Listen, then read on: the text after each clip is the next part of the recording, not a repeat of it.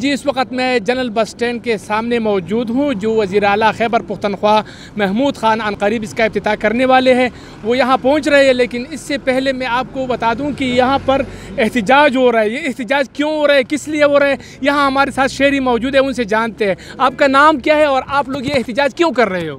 السلام علیکم، میرا نام سید علی شاہ ہے۔ ہماری زمین ہے اس میں اچھا جو سیکشن 4 کی وجہ سے چلی گئی تھی، اچھا اس پہ سیکشن 4 لگا ہوا تھا، اور ہمارا یہی مطالبہ ہے اگر یہ زمین اگر مسجد یا ہسپتال کے لیے گئی ہے تو ہمیں کچھ نہیں چاہیے، لیکن یہ زمین گئی ہے پاکستان حکومت نے لی ہے، ٹھیک ہے، اور قیامت کے دن تک پاکستان قائم رہے گا انشاءاللہ، اور اس بس اسٹینڈ سے حکومت کو فائدہ ہوگا۔ آپ بتائیے آپ کو پیسے ملے ہیں یا نہیں ملے، کیا مسئلہ ہے؟ اس جگہ کا ریٹ ہے تقریباً 26-27 ہزار روپے ریٹ، ہم کو ملے ہیں 669 روپے فٹ۔ اچھا، ہم یہ انصاف چاہتے ہیں اگر تو یہ جگہ یہ کتنے لوگ ہیں آپ لوگ؟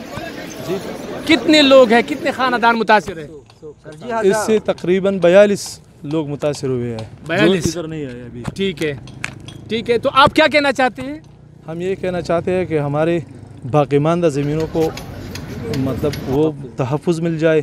اچھا ہمارے باقی پیچھے جو زمین رہ گئی اس کا راستہ بھی اس میں گیا ہے، اچھا، وہ راستہ ہمیں مل جائے، بالکل ٹھیک، اور ہمارے ریٹ میں اگر کچھ ہو سکتا ہے تو ریٹ کا صحیح کر لے۔ ٹھیک ہے، بالکل ٹھیک ہے۔ اس میں کافی لوگ متاثر ہوں گے میرا خیال میں، جن لوگوں کے ساتھ یہ معاہدہ ہوا اس وقت یا جس وقت ریٹ مقرر ہوا وہ سرکاری عدد و شمار کے تحت مقرر کی جاتی ہے، لیکن آپ کا یہ مطالبہ بالکل جائز ہے کہ یہاں پر جو راستہ بند ہوا ہے آپ کے زمینوں کا، اس کے لیے راستہ ضروری ہے کہ آپ کو مل جائے۔